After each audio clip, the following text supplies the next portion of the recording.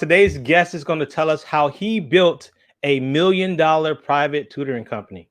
Also, have you all seen the latest report cards of the United States infrastructure? Not good. Somebody's going to get grounded, but we're going to talk about it in just a little bit. Stay tuned.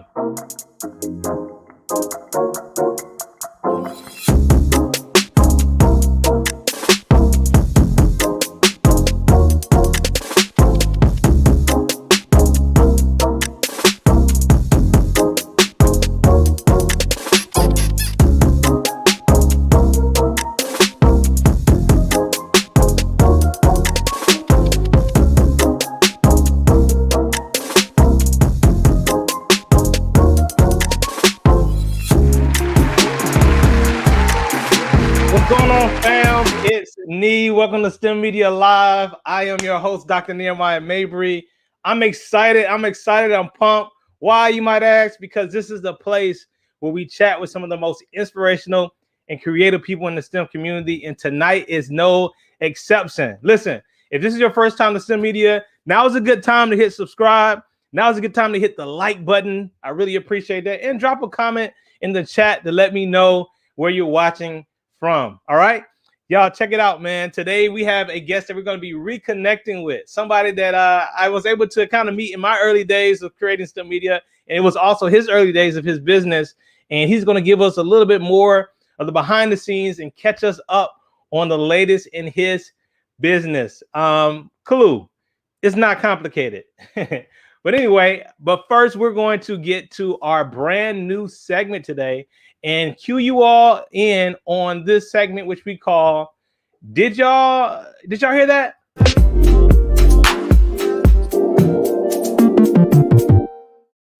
All right. Here we go. This is our brand new segment. Did y'all hear that? Where we're going to be talking about some trending topics in the news. And today, as a matter of fact, there was an announcement made by the United States Press Secretary that there is going to be a renewed push by the Biden administration for infrastructure. Now, here's the thing. Infrastructure has been a hot topic, and literally every administration from either party has always said that they want to do something with infrastructure. It's really important. And today we have news that the press secretary tells us that on Wednesday, President Biden is going to be talking about his first part of his plan on infrastructure to focus on items like rebuilding roads and railways, right? And here's the thing, right? This is by and large a bipartisan effort when it talks about fixing our crumbling infrastructure. Why? Because it affects all of us. However, we know politics sometimes get in the way and things kind of change as it relates to different things that fall in the bill and, different political points. But one thing is for sure, we absolutely need to do something about it. As a matter of fact, you can see this right now that this year in 2021, we've just had our recent release of our United States infrastructure grades, and our overall U.S. grade on infrastructure is that of a C-. That's right, y'all. We're awarded a C- by the American Society of Civil Engineering. They release these grades every 4 years, and we have an overall C-. And as you can see here, we have grades on various aspects of our infrastructure. Aviation, D-, not good at all. Bridges, for those who know, I am a structural engineer. I work on bridges. C. That is a reduction in what we were last time. I think we had a C+ 4 years ago. Dams, D. Drinking water. Come on, man. How can drinking water be C-? Not good. Let's see what else we got. I won't go through all of these. Energy, C-. Energy, hazardous waste, D+. This is a deck that we put together before. Now, if you were to see your child bring home these grades, would they be in trouble? Would they be grounded? Would they be going out for the weekend? Would you pat them on the back and say, "Good job, my child. You're doing a great job in school"? Ports, B-, one of the highest grades of our report card. Public parks, D+.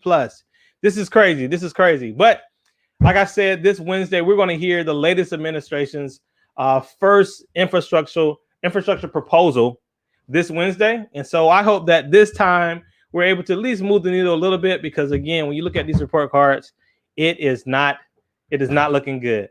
So anyway, I hope you all found that interesting. If you want more information, you can go to or Google U.S. Infrastructure Report Card 2021, and you'll get to this website here at the top where it kind of shows our grades throughout the years.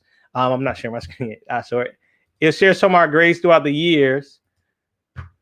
Right here, 88, 98, 21, 05, 09, 13, 17, whole 9, right? So go check that out. I encourage you. It's definitely something relevant, not just to you, but to our country as a whole. And so that concludes our segment, brand new segment. Did you hear that?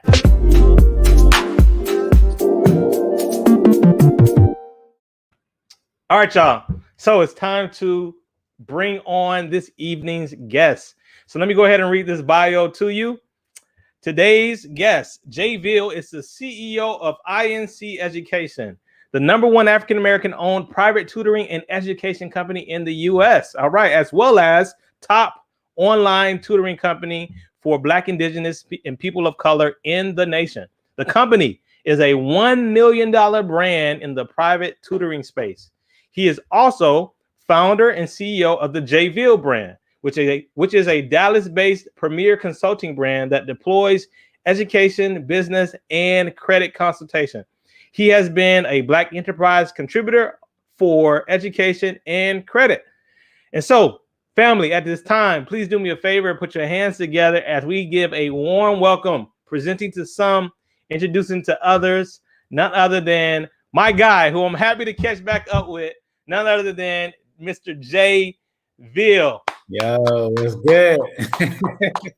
There he is, my brother. I know, welcome. Right? Glad to be back in the building. What's going on? I know, man. You back in the building. You are back in the building. Man, it's been what? Let me think. I was checking out so for those who don't know, right, I started a podcast. My first show was the Nesmepreneur podcast back in 15. So we're talking about 5-6 years. Mm-hmm. That's incredible, Jay. I started Inc. like middle of 2015, July-ish. Okay. That's when I was just kind of getting things off the ground and getting things started. So, I love it, man. Well, hey, welcome to STEMedia Live, new and improved. You see what we got going on here on YouTube. Yes, sir. And it's just an honor to have you, bro. Yeah, look, I'm ready. Awesome. Well, hey, man, you know the drill, man. We did this kind of on the last show a little bit too, but kick things off as before we get into the nitty gritty and give us like just a random fun fact about yourself that a person probably wouldn't expect to hear, knowing that you got this. So actually a couple of things. One is I actually used to play B flat clarinet. I was actually second chair in B flat clarinet, and I was pretty good at it, right? Yeah. I used to always want to be that person that did first chair, but I couldn't quite get there for whatever reason. But playing the B flat clarinet. 2, I'm bilingual in Spanish, and 3, I attended the U.S. Naval Academy as well. And as you know, minority people don't get a chance to, or are admitted, I would say, as much into any of the academies, whether it's West Point Academy, Air Force Academy, and those particular schools. So, being a person of color that has attended a military academy of a sort is very unique, to its space. So I think those are a couple of things that I would say. People may or may not know. Fun facts about me as well. So definitely fun facts, bro. Definitely fun facts. I do remember that you spoke Spanish. I do remember that because you spent some time in Arizona, right? Yeah. I lived there for like about 7 years. 7 years in Arizona, but Texas is like home for you, right? Well, I was born and mostly raised northeast of LA, actually, in San Bernardino. It's Apple Valley, 760. Yeah. Wow. So, but I spent time, and I did my last year of high school in Dallas, right, at Townview SEM. And then from there, kind of moved. When I moved to Texas, I did all my kind of time here for the most part. But my origination, if you will, is definitely in Cali for sure. So I represent Cali. I did not know that, man. I didn't know that. That's you just dropped in a bonus fun fact. Fun fact. I didn't know that. I didn't know the clarinet. That's what's up, man. Yeah, man. Look. I always say, long live Nip, man. Long live Nip. Yeah, no doubt. The marathon continues. Yeah, absolutely.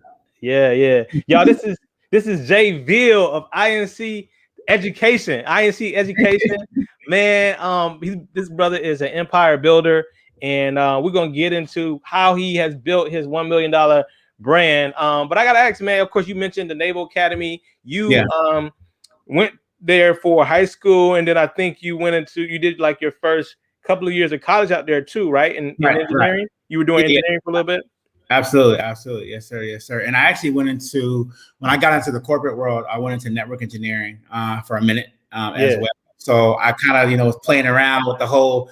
Back then, they started talking about like token ring and stuff like that, right? But getting into building networks and working with the binary, right? Working with the power of two, all those things when you're building out networks. But eventually, I got my first plant in being an intern. I was the first intern at Baylor Healthcare as an IT network engineer intern there. Wow. So in the program for Senator Royce West, right? The combat leadership program was when I got my first bit into that company, right? Right. So I was when I got done with that, I left there. I went into Microsoft and other companies. I was a technical account manager in IT there. Worked at T-Mobile, worked at Verizon, worked at AT&T. I did the telecom bit for a minute, and then once I kind of left that tech space. 2000, when did I leave? I left in 2008, I believe. Yeah. And then I went into education, right? So I taught high school math for quite a while. Did really well. I can walk that whole path as mom. But I went there, man, did my thing for 4.5 years. Then I became an administrator, became a leader. We went into leadership and education, and then became an adjunct professor. And then I kind of made some things happen. Started my own company and then kind of just went from there, really. So right. Man, so is that where you found your passion though in the education? Because it seems like that's where start turning towards that path. So I like tech, right? Okay. My parents were in tech. My mom actually still works at IBM, but she did 18 years at Microsoft.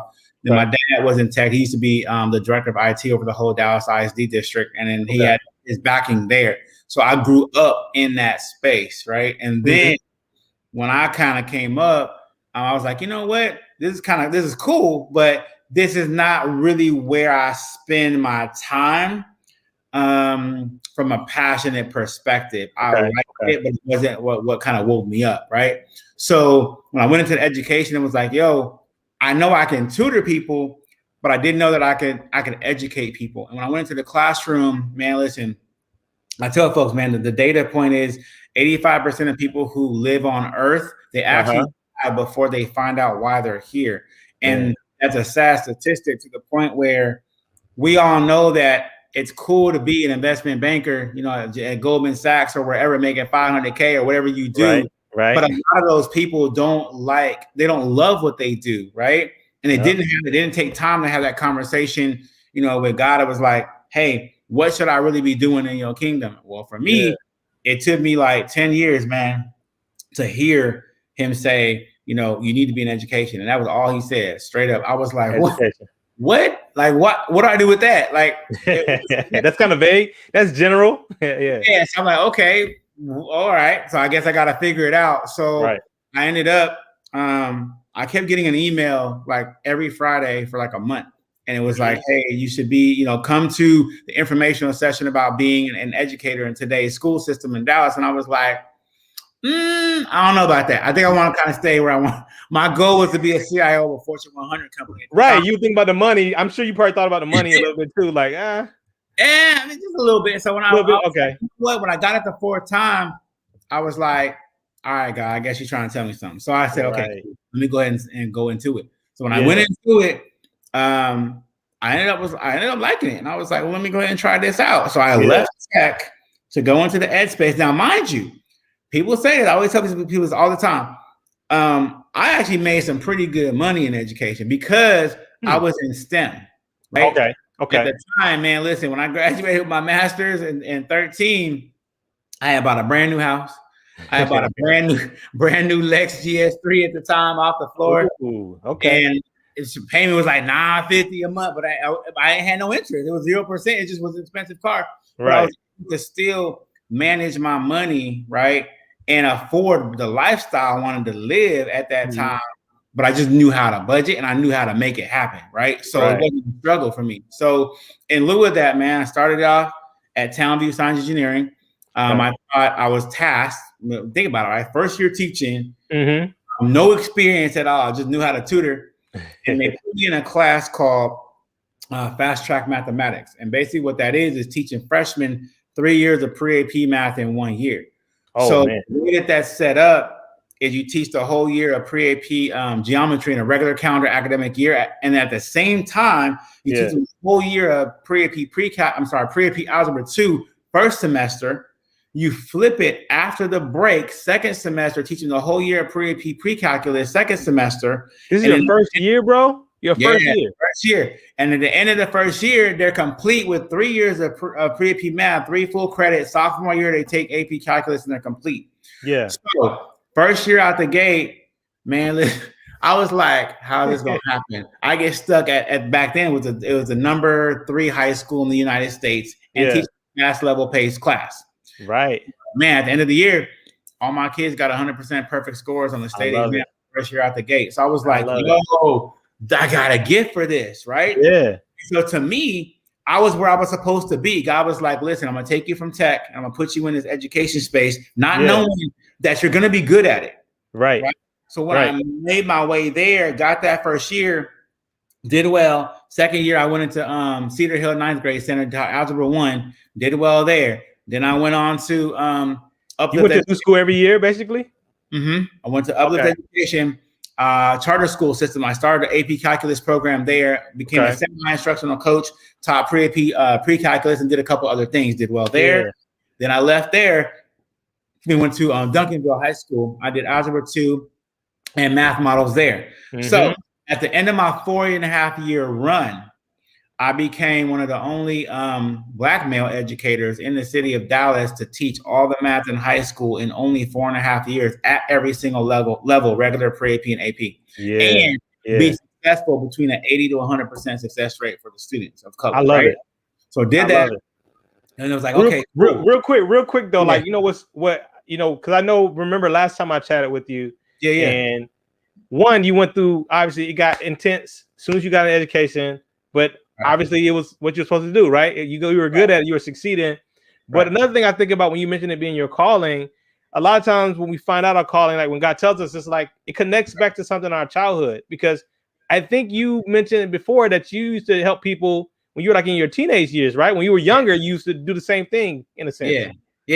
So I graduated. I was a freshman in high school at 12 years old. Then I graduated when I had just turned 16. But in lieu of that, you know, I spent some time as well growing up too, like in Japan, right? I was in Korea. I was in Okinawa, for 3 years, and I was in Korea and all that, right? So I got a chance to learn and see what does the Asian system look like as well, and how can I succeed there, right? So as I continue to grow up, I didn't really know I was going to be good at math. It was crazy because my mom told me that I was having difficulty counting money. And I was like, that's interesting. But she never had to help me out with math. So I ended up getting good at it. And then I started helping out my peers. So my peers would always ask me and say, hey, Jay, can you help me out with my math or my calculus or whatever? And I was like, yeah, cool, I got you. And so eventually repetition, right, of continuously doing that over time allowed me to build a tenacity for mathematics and a love for it to a point where I was a perfectionist in the way that I approached it, right? So now I'm sitting there trying to get to the dynamic of having a skill set that not many people have and just having love for it. Got you. Well, hey, that definitely showed back up. And I know one thing is certain, you don't have a problem counting money anymore. Nah.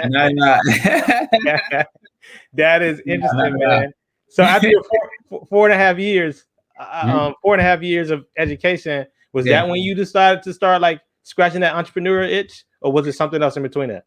Yeah, so I did my run till 2013-ish in the classroom, right?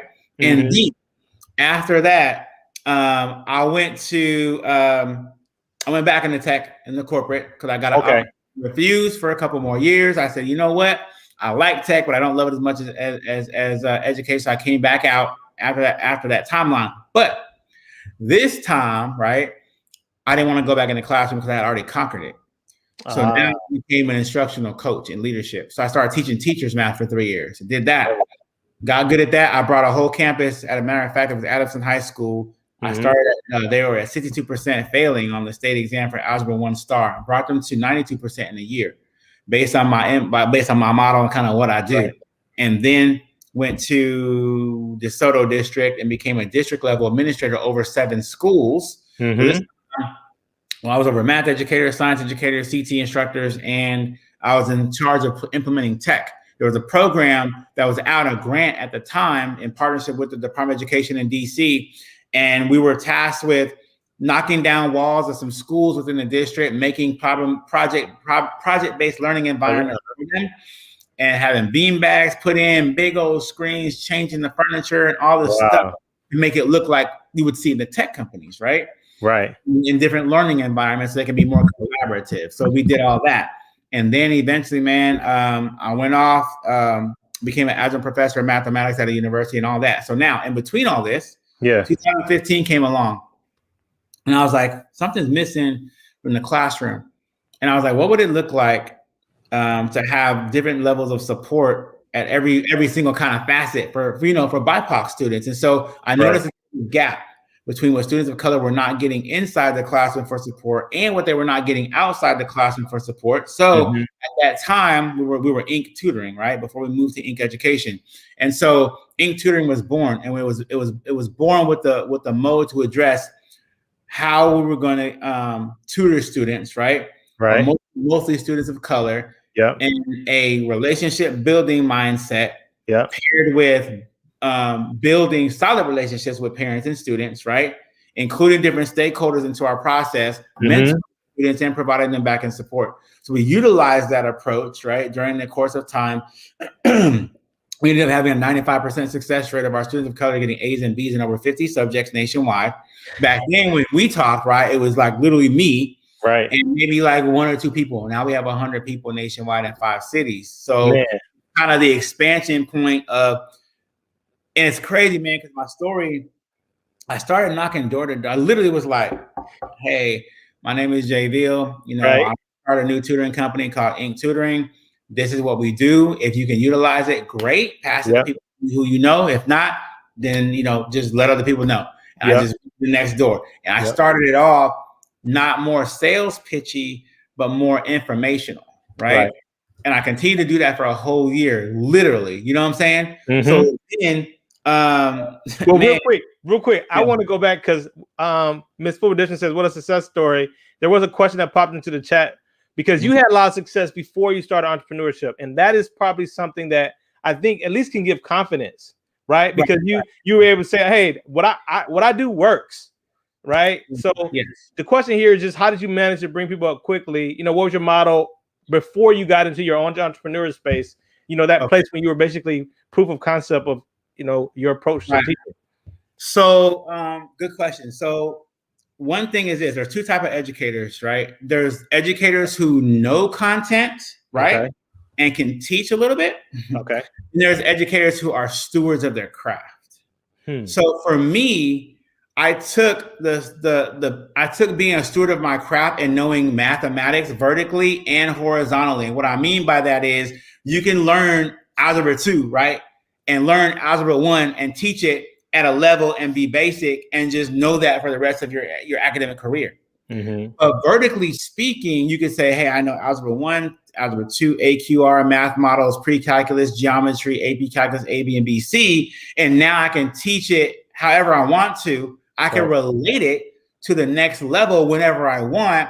I could take it from a regular pre-AP and AP level, and it doesn't matter in the dynamic of school systems where I go. If I'm at private school, public school, charter school, magnet school, home school, it don't matter. I can take the knowledge, apply it effectively wherever I'm going, and I can make things happen for the students. But it takes a specific educator to know what they're doing with the knowledge and deliver it to be able to apply, especially to Black and brown students, right? You have to take the knowledge, apply it outside the 4 walls. The problem with a lot of the educators that are in the classroom today, or even back then, when I started the organization, was the fact that they weren't pushing the envelope on applying the knowledge outside of here. Okay. They put it inside the classroom, thought that they were going to automatically get the content theoretically, but you can't do anything with something without putting it into practice. It's like being in medicine and knowing all the stuff in theory on the body and biology, but you're not out there actually putting it into play. Right. And reinforcing it through action, through like you said, application. Yeah. So the how I brought these kids up so fast is, one, being somebody that they can believe in and they can trust, right? Building solid relationships with my students. I was a younger cat, right? As a millennial, I was able to relate to these students no matter what I was talking about, right? Sure, yeah. And two, when you build the solid relationships and build that trust with them, you begin to then pull what they believe in out. Right. So there's 3 gaps that I talk about. I talked about these in my TED Talk that I did in Dallas and my TED Talk I did in New York. And it was about closing the achievement gap, the belief gap, and the opportunity gap. When you can build solid relationships with the students, you can begin to say, look, I know you can do this. You might not believe you can now, but I see the opportunity and the potential for you to get to where you need to get to in this class, right? So we built those relationships, we built that conversation. And I think that taking that, we started to close those gaps. They got good at the practice. They were able to take the achievement gap, close that, and then with their parents, right? Yeah. You also have to talk to them too and involve them from a parental engagement perspective to close the belief gap. Because truth be told, even in our community, there's a lot of parents, man, who are great parents. But they work so much and they may not believe their kid can go to different places, right? But they really can. We have to mold them in places to where we can see the opportunities a mile ahead. Right. Even though the student may not see it, they can see it, right? So all that together, man, application, belief gap, opportunity gaps, making sure they have the proper resources, making sure that we build solid relationships with them are all contributors to building those kids up to where they were able to be successful. Bro, I can't tell you how many bars you just dropped, man. Crazy, yeah. I love that. Close the belief gap. Man, I'm definitely going to hang on to that, man. And you know, we got some educators here. I know Miss Full Redemption, the Black Math Academy. Thank you for joining us on hey, they are getting up. And to go back to, again, the start of your company, and in Black Math Academy even said it here, you know, not begging for money, just offering information, planting the splendor in their mind, driving them mad about your company. That's what you did. Door to door, bro. You were going door to door. That's what people don't understand. They see the title and they're like, yo, oh man, whatever. Like, I wish I can get there, but you started door to door, just saying, hey, I'm new. This is what we got going on. Let us know if you have any help. Pick us up from there. Actually, okay, so check this out. Man, so actually, remind me to touch on this later, because when I was doing a consult for somebody earlier today, I talked about how I drove PR into my growth as well, right? Which many people don't do and don't know how to do, but I have the inside view on that. So I'm gonna park it there. But so yeah, knocking door to door, man. Went to I noticed do that for a whole year. And at the end of that year, I had my mom, I included my mom in the process and brought her on to help me out with a little bit of operations, right? Okay. And so as things kind of grow along, I ended up going to a Black Enterprise conference, and I met at that time the senior producer for Steve Harvey's show and the senior producer for Tom Joyner Morning Show. And we ended up talking about education. And I was like, yo, wouldn't it be kind of dope if maybe I tutored your kids in math and we barter exchanged it for media exposure at the time?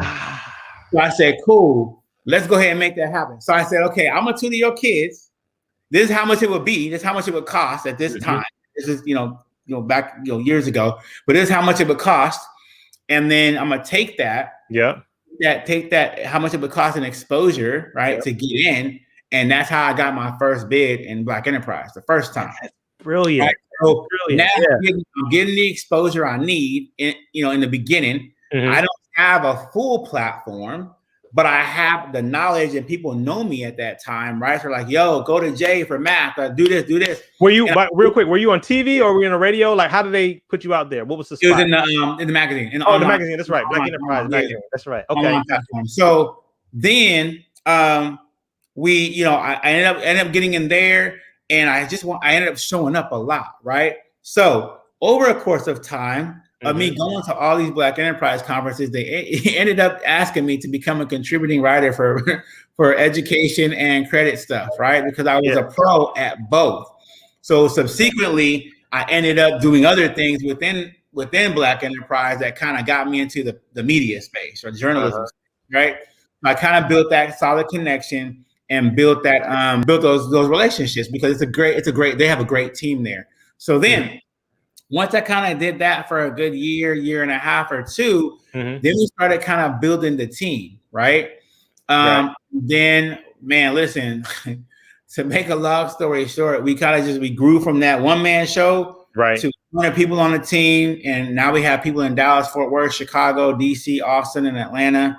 We noticed, and I'll say this. Yeah. People always talk about the good stuff in the entrepreneurship journey. Yeah. But I'll say there was one mistake. One of the mistakes that I think we made, it was back in 2018, right? The structure of how we paid people, right? And price things was not where it should have been. I mean, it was cool. It gave us right. Well, for the scale, it wasn't right for the scale that you were. It wasn't like this. Right. Okay. So we had to adjust what we were doing from a percentage model perspective to an hourly rate model perspective that made more sense based on ability and based on kind of levels, right? So, and just to interject, I remember you sharing again when we talked, because it was pre this change. Y'all were doing like just a flat rate. You get this percentage, and the company get this percentage, regardless of the skill level or just period, just across the board. Right. So like 70-30 or something like that. Yeah. Yeah, we had like two levels. It was 65-35 for one of them. And based on the difficulty of the content, it may have been 55-45. Right. Okay. Now, mind you, while that does work, it doesn't work to scale effectively. Right. Yep. So we had to move that around. So that was in October 2018. We changed the model up. Yep. And it made more sense because now, guess what? We're paying high rates, right? We're paying highest in the industry at the private tutoring level at this point to our consultants, right? So now we have a great pay. We have a great profitability margin situation going on, right? Yeah. And we're able to make it a real business and continue to keep going the way we want it to, right? Yeah. So now we have no debt. We're in the black. We have, we're at that cash point. Flow positive. Yeah, right. We're cash flow positive. We have no issues there, right? But now we're just continuing to make changes and how we can continue to grow in different silos within the industry, right? Right. So anyway, right. And we continue to grow. I end up meeting a guy named Clinton. He's now our COO. He became a tutor. He got his undergrad in cardiovascular physiology. So super smart dude. He graduated high school at 16 as well, like I did. Yeah. Right. So we had very similar backgrounds, but just 9-10 years in age difference at the time. Right. So brought him in, man, and he really took it to another level. He was like, "Yo, He was a business mind. He had that business mind, that growth mindset." Okay. And you got to when you're building a company like this and trying to scale, you can only put the right people that can go on the same bus, go in the same direction at the same location with the same speed. If you don't have that, you can't grow as effectively as you want. Right. So he was able to help me take the company in a different region. In this case, in Dallas, Fort Worth, it was Frisco. I moved to Frisco at the time. He lived there. And we was like, yo, we can build this plan together and do this. He got you excited. He started showing you, expanding your own mind. Yeah. So he was like, okay, we can do this. So I was like, okay, cool. And I was like, hey, we can do this. And we just kind of partnered up and became like a brotherhood. Yeah. We built a brotherhood, and it was like, okay, I know, and I was just telling people this earlier, you have to put two people on the team that also we all know when we're startups, because we're a startup, that you can't always pay people what they're worth. They're right? worth, especially if they're A Like, players and you starting out. It's like I right. can't give you your market value right now. Yeah, Like we know you worth $100,000 a year. We know that, but right now we're in the entry phases. So if you rock with me, right? If you rock with me and do this, and we're able to see the fruits at the end of the fruits of labor at the end of the tunnel, eventually we'll get here. Yeah. Right? And when you have those kind of people on your team, the sky's the limit because it's not the monetary value that they're getting from working with you. Right. It's the potential of success that they see at the light at the end of the tunnel. That's driving them. That's the payment. That's the payment. Right. And at the end of the day, guess what? We go public. They become what the first founders when the IPO happens, right? Yeah, and they're able to get those checks like Facebook or like, Instagram or like, Clubhouse and all that, right? Yeah. So you see those things happen and we continue to grow, man. And then our team grew. Yeah. Our success grew. So I got a question. I got a question on that though, because here's the thing, right? And I see a lot of people, myself included, right, that get nervous when you start adding people on the team, even if they are good people, because you start losing a little bit of the control. Like early on, you knew when you go in with a kid or a student, oh, you're gonna make them better. Like no doubt. Like you've seen your stuff work. But when you start adding other tutors on, and in this case, a business partner on, there are gonna be some meetings, some encounters on behalf of INC where Jay is not there, and it's almost like you have to really, really trust those people to bring the results that you would bring if you were there. So talk a little bit about that though. How did you get over this fear of like, man, what if they misrepresent me? What if they do something that sabotages the future of the company? Because I think that holds a lot of people up too, just that fear of losing the control of all the operations. Yo, so it was hard. I will tell you, I'm an enabler to a point. Okay. But I also like to delegate if I can. Okay. But at the same point, I don't like to bring out of the control of things that I know that I'm super good at. Yep. So back then, if you remember, I was actually the top Black math tutor in the city. Based on your results. Yeah, for sure. Yeah, and so the results that I had were things that people had never seen in a very long time. From a STEM perspective within Dallas. And so I built a reputation before the expansion of the company even occurred. Yeah. They knew that my performance at the school level and the teaching level was at the same level and rate that I had as the other, right? The other side, if you will. So now we're in a dynamic of, okay, I got to bring more people on. How do I relinquish this control? I had to find the right people that could take the vision and the mission of the company further than I could see it and help me get there. Yes. And so between Clinton, now we have our CFO, Simi, we have our CIO, Oli in Atlanta. We have our HR consultant who's in North Carolina. So we're a very highly virtual team, right? Yeah. And so how did you vet these people though? Because here's another question: how do you know when someone's right? Because what they say, you got to kiss a few frogs before you fire Prince or whatever. Like how did you know that? Oh, yo, this is an A player, and you didn't just draft like a bust. You know what I mean? Or did you draft a bust that you had to be like, you know what, this ain't working out? Like, how do you determine? So in the beginning, it was a little bit of trial and error. Now, mind you, on LinkedIn, I had somebody hit me up one time. She's an HR exec for a very large company. Was like, yo, I've been watching your company. How do you hire the people you hire? Because your team is so dynamic. Fire. And they accomplish so much to be so young, right? We had people with 2 or 3 degrees. I got med school students. I got investment bankers. I mean, all these people that are millennials that are doing these great, fantastic things. We have to. It took a little bit of time at first. A lot of resumes, right? I was like, "Yo, let me try and go here, here, and here, and get these resumes, right?" And then over a course of time, about 2.5 years later, we noticed that hiring outside was not the right thing to do. Not saying it's totally bad, but saying that when you hire outside from jump.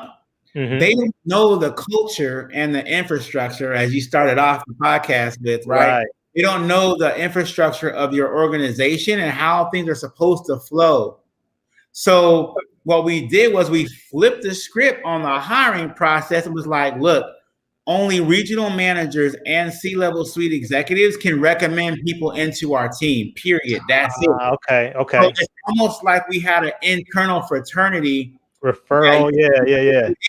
Cosign, you had to get co-signed by somebody already, a part of the culture. Exactly. So you couldn't get into Inc. unless somebody knew you or somebody knew how super successful you were to get in. So guess what that does for us? It drives us as a super exclusive company to get into. So when they say, oh, you work at Inc., oh, we know you good because can't nobody just jump in there. Yeah, rock with you. So, like somebody in there rock with you. Yeah. Right. So we built a community, a camaraderie, a brotherhood and sisterhood within the company, and we only take people who can resonate with us and be on the same vibration and be as accomplished. And that's how we do now. Yeah. All right, listen, I gotta get to some right out, man. If y'all loving this is a great time to subscribe. Drop something in the chat, man. I am loving this, bro. This is so good. Let's talk about the money though, like the level up though, right? Because here's where, like, again, you can start a company, you can be successful, and you can be on that rat race still, even though you own a company, right? And I'm curious because you don't get to $1 million brand doing everything yourself, nor do you get to $1 million brand only. I guess maybe you can correct me if I'm wrong. Are there some systems that you change to where you start to level up in terms of getting bigger checks or trying to get bigger partnerships? Like, at what point did you go from like the small fish in terms of like the bag, right, to like the big fish? What was that transition? How can we make that transition from the treadmill to like, oh no, now we talking about M's? Well, first of all, you got to change your business structure sometimes. If you really think about when you start a company, everybody always goes for, okay, we got the LLC, right? We got the sole proprietorship and all that, right? But there's times too where you have to move from that to an LLC, right? We moved from the LLC recently to an S corp. Now, mind you, it's the same type of designation as an LLC, as an S corp, but your tax liability is different, right? Yeah. So you have to know kind of those games, right? Yeah. Now, my team, right, are contractors. They're 1099s, right? I'm the only one now who's an actual employee of the company, but we have the team expanded through consultancy. Sure. The best way to do, when you have low overhead, you don't have to have a building that you rent out, like a Sylvan, a Kumon, a Magnesium, air conditioning, the whole tech suite. Yeah. Right. We don't need all of that, but we do have an office space suite in Frisco, North Texas, right? North Dallas. And we have a co-working space at the Gathering Spot in Atlanta, right? I know where that's at. So for us, right, it was easier to capture quote unquote real estate in that manner. So we don't have to worry about the bills. What we do have to worry about is just paying the staff. Now we paid, man, listen, we paid a lot of money, right, to people, right? Yeah. Past 4 or 5 years, we paid out a lot of money when it comes to payroll. Right. But like you said, part of the growth is about systems we put in place. We had to change it we had to have a CRM of some sort. Right. So we use Pocket Suite. We use PocketSuite.io. Write that down. Pocket Suite. Write that down. I got you. So we were actually, it was by luck, bro. Like I was in San Francisco in the Bay where Silicon Valley and all the tech companies are, right? And I met the CEO of the company. We talked about some things. So I was like, yo, this is where I want to take my company. And I need a system way to get it to expand and scale different. He was like, you know what? We are actually trying to build a model for tutoring companies on the platform as a consultancy. Wow. Nationwide at some point. What happened was we became a pilot company, right? Yep. Well, when you go to Pocket Suite and you see all the stuff it does now, yep, our company was pilot one for the tutors on the company, on the platform now. So all the stuff that you see, and we're always rated #1 in revenue per month. Yeah. Our company is always #1. So wow. So you'll see how we kind of help them build while you were also benefiting from the software.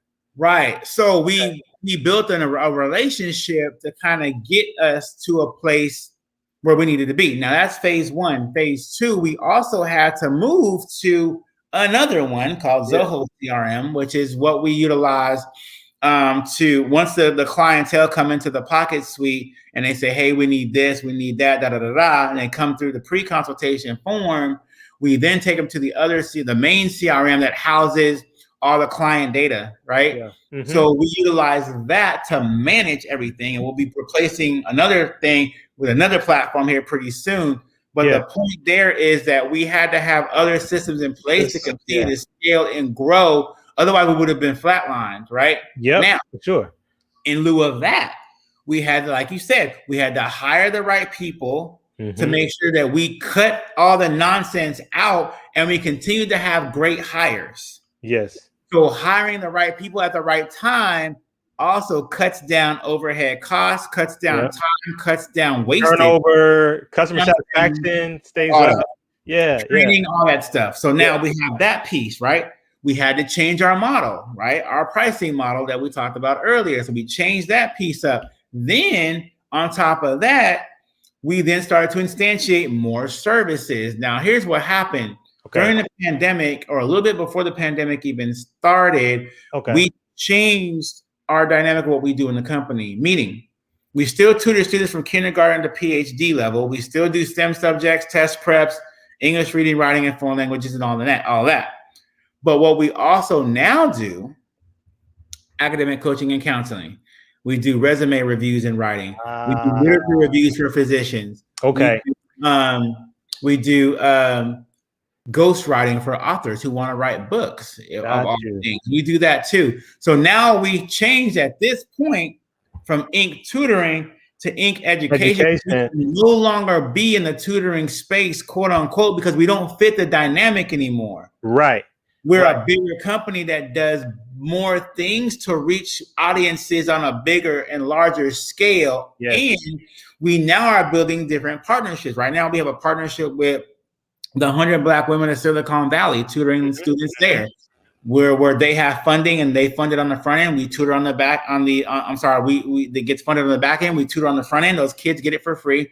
Yeah. So it works there. We have a partnership with the Chauncey Glover Project out in Houston. We're going to build out something with the 100 Black men in Silicon Valley. We have something else that we're doing in Dallas with another mentorship program. So we didn't want to go the RFP model per se. Okay. And RFP, you mean like request for proposals? Hey, we're tutoring all your students for this rate or whatever. You didn't want to go that route to put out those bids and contracts. Okay. Right. Even though it's cool, it was too much red tape for us. Okay, got you. So what we decided to do instead of the RFP route, which we're still going to do later because we got to get like our MWBE certification still and all that. Once we have that, we'll have a whole new level of stuff for the government, right? But what we decided to do was take partnerships, make that be something that we can have as an additive thing to our portfolio of service. And then utilize the one-on-one tutoring aspect, right? The private tutoring funds to continue to help us grow in that manner as well. So partnerships paired with private tutoring is kind of where we're moving when it comes to that at the moment. That's brilliant. I hope y'all are enjoying this as much as I am, because that's what I was getting at, Jay. Because I feel like, when I think just tutoring, because you were when we first met, you were INC tutoring, period. Now you're INC education. At the time, for you to get to where you are now, I'm like, man, that's a lot of foil examples you gotta do, man. That's a whole lot of, what I mean? Like, and you've definitely done all that too, but you've also augmented your cash flow, your revenue sources by offering some of these other services. And so here's my question on that, right? What would be your recommendation for someone like me, right? Like I'm running STEMedia, and there's sometimes like things are lucrative, things are working, but it's like that took a whole lot of work, right? For the check at the end of it. You know what I mean? Or like what would you recommend for a CEO or business owner who is still kind of at a certain level and they want to say, really start being strategic about what they say yes to, or what type of prospects they go after? How do you begin to determine, and what do you look for to know, oh, this is actually going to raise the valuation of my company versus just help us pay bills? So I think one thing to look at is, I talked about this earlier to my mentee, if you will, the opportunity cost, right, versus the value of what you could have been doing at that point. If I know that it's going to cost me more money to do something versus me delegating it out, hiring somebody else to go do it, then I'm gonna hire somebody so I can go make the money.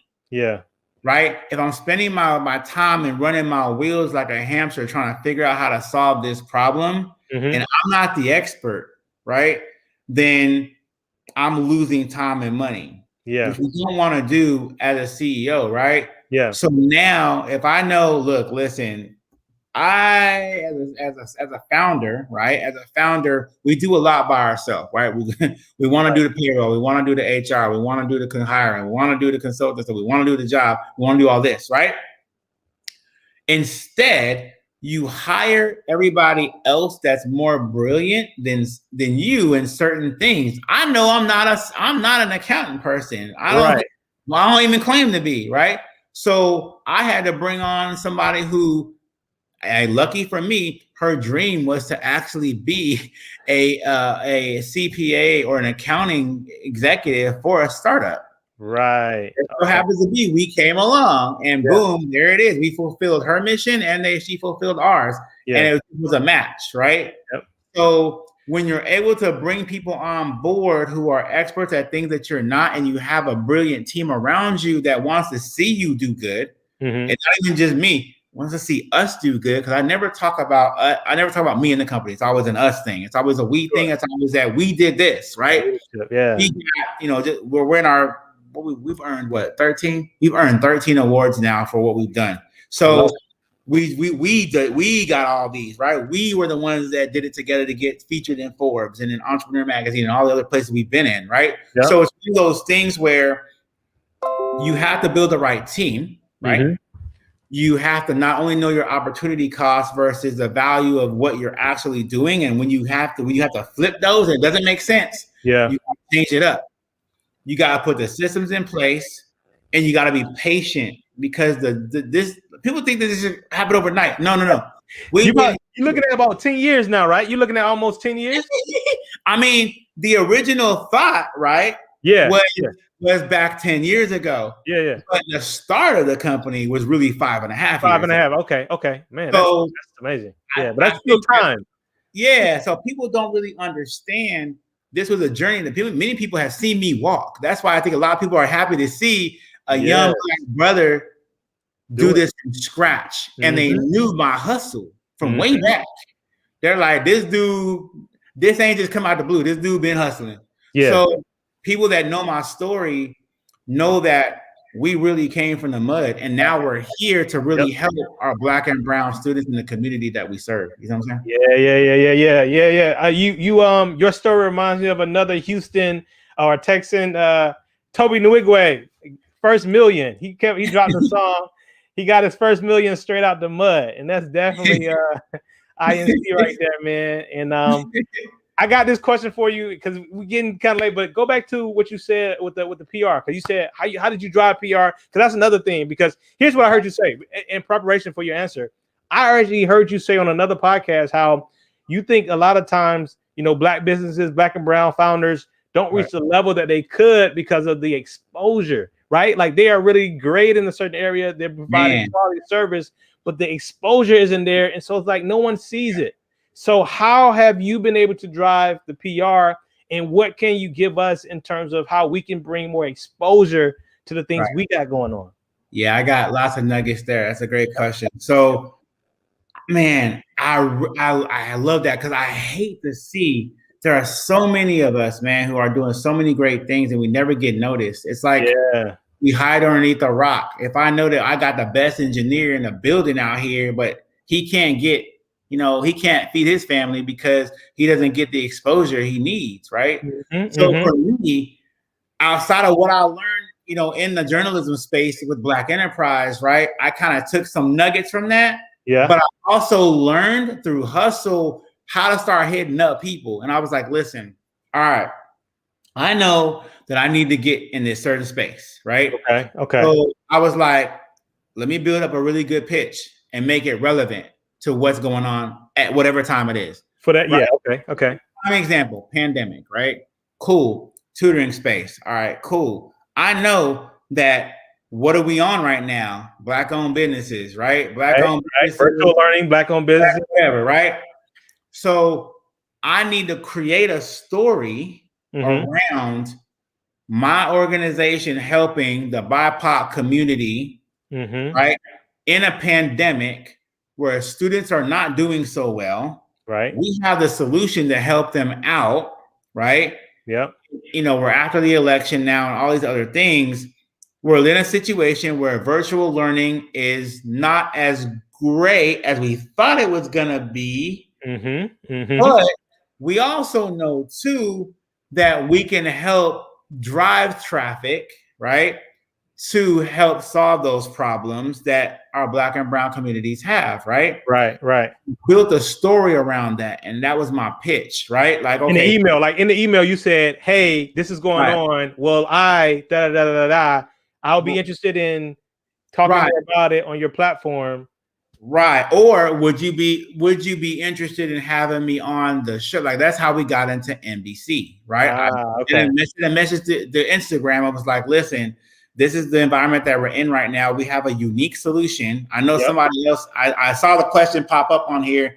He asked how we're different and why we're more different than the tutoring centers. Right. So I talked about our circle, our holistic solution, right? Which is basically building solid relationships with parents and students, translating that over to different stakeholders involved in the students' processes, mentoring those students and providing the support. All of that is keyed into the pitch and how it can solve the problem. When you do that, you're talking about this right here, right? Your holistic approach, just to make sure. Right. So we have this, right? We include the student's learning style, the instructor input, the parental expectations, and we develop that learning plan that gives those students what they need to become successful at the end of the day. When you keep a model centered around the student specifically and building the relationships in all three of those barriers, or not barriers, but all three of those facets, right, that you see there on the screen, you can build a turnkey system if you have the right people, because one, people are not duplicatable, right? Right. My people in my tutoring company may not be your people in your tutoring company that have the same brilliance, right? Yeah. But that model, if you keep it consistent and have the right people around you, it will work effectively. But for us, the pitch was we see the problem. We know the solution. Right. Here's our solution. We have a model that works. Yeah. It has a 95% success rate that nobody's ever seen. We've already been featured in the media many times. So we know it works. It's validated and it's vetted, right? Yep. We've won 13 awards. Like, there's no other company out there that's doing this. So can we talk about it sometime? And that was kind of like the pitch, the approach that I went through to get where we got to in the media. And now what happens within the media articles is what? The SEO, we never had, and by the way, y'all, this is, for those that are listening, we never paid a dime for this stuff. It was, you had the right pitch. You had the right pitch. It was all earned media. So when you do this, you now have a situation where inside the articles, right? Yeah. They may drive other links that drives your SEO up. You don't necessarily have to pay for SEO. You don't necessarily have to pay for PR. A lot of people don't even go into the facet of PR because they're like, damn, it's going to cost thousands and thousands and thousands and thousands of dollars upon retainers to get where I need to get to. And you're not even promised an article. Right. But you have to, again, the key is nothing, and there's nothing wrong with hiring a PR firm. I'm not saying that, but what I am saying is that if you know your story good enough and you can pitch it with the right twist to make it relevant to the issues at hand in the United States and the nation, you can use that energy to push the story you need to catapult you to media exposure that you need to gain revenue into your business and make what you're doing important. So everybody now is like, yo, who's Inc? What is Inc doing? And now we become the it factor, right? The cool kid, right? Everybody wants to know about, even though we were just under the wire a couple of years ago. Now we're the ones that everybody wants to know and want to work for. I love it. I love it. And then on the back end, you have the system in place. So if you happen to have an influx of business, you're not crumbling under the pressure and people are like, oh man, they just kind of sound good. It's like you actually have the infrastructure in place for whatever exposure comes your way as a result of those placements. So I love that you kind of share both sides of that too, the internal and the external. Exactly. And I think that with a combination of that, man, that is what we're missing as Black and brown entrepreneurs. And as to why we have great businesses and concepts, but you can't grow nowhere, bro. If people don't know, if people don't know, they don't know. Yeah. You can have the best company and the best app all day in the world. If nobody know you have the best, nobody know, it's irrelevant. Yeah. But guess what? Here's the thing, and here's kind of where I don't know how you want to call it. I don't want to say narcissistic, but here's the thing. Okay.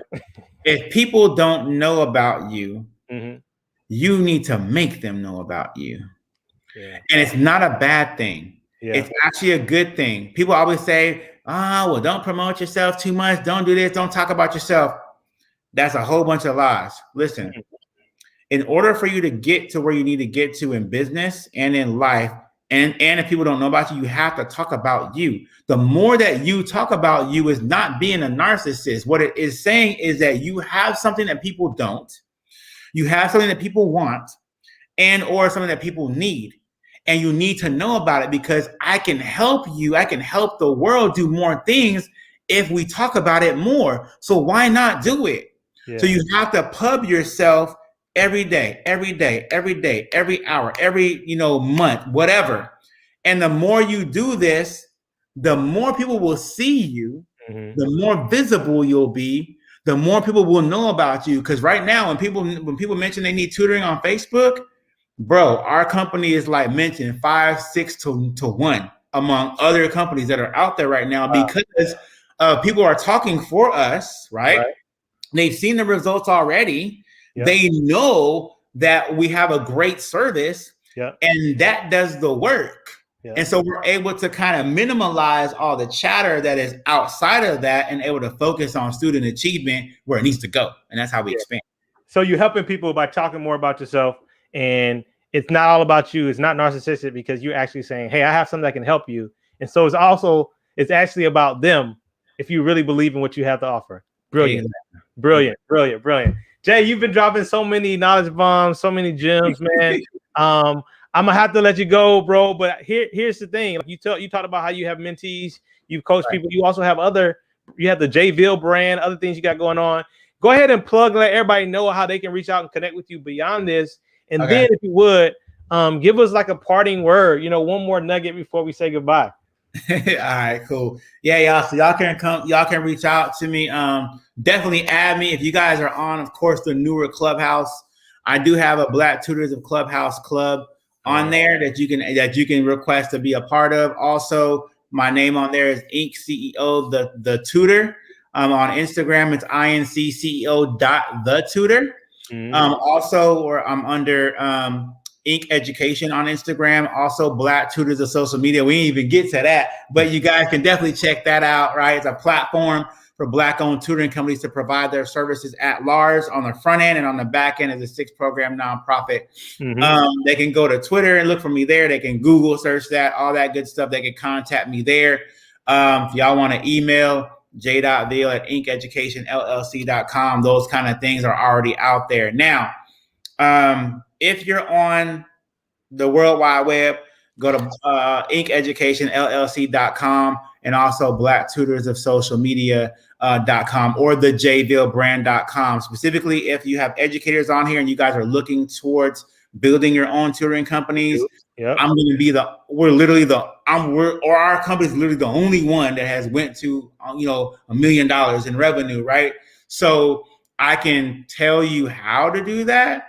I can coach you how to do that as well, because we're the ones that have had the systems in place to do it.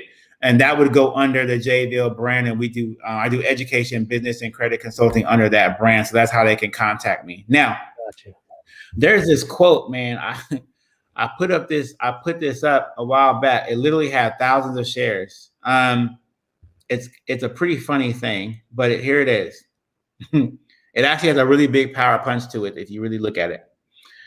Don't get mad at my new price when you had access to me before I knew my worth. So once again, don't get mad at my new price when you had access to me before I knew my worth. And I think that right there is the gem by itself. Bars. Oh my goodness. Cause you're right, man. You're right, man. I'm sure you got people hitting you up like, yo, Jay, what up? I know, last time I told you I didn't really want to do it, but now, and you're like, all right, here's my new price. But I mean, people will do that, right? It's like, you didn't believe in me before. Yeah. But now you see us in all these platforms, these media outlets, these magazines, and this and this and that. And I've been doing this. Right.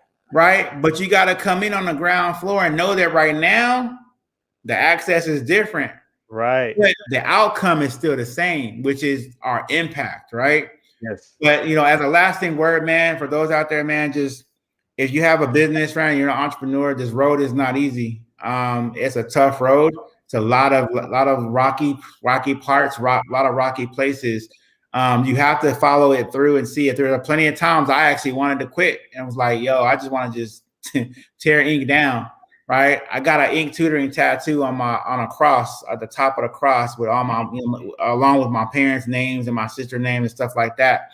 And I always think when I want to give up, I have to look at, on my Instagram and other places, the things that I post, and the kids that get 100% and straight A's because ink education has been in the building working with them, and we see them graduate.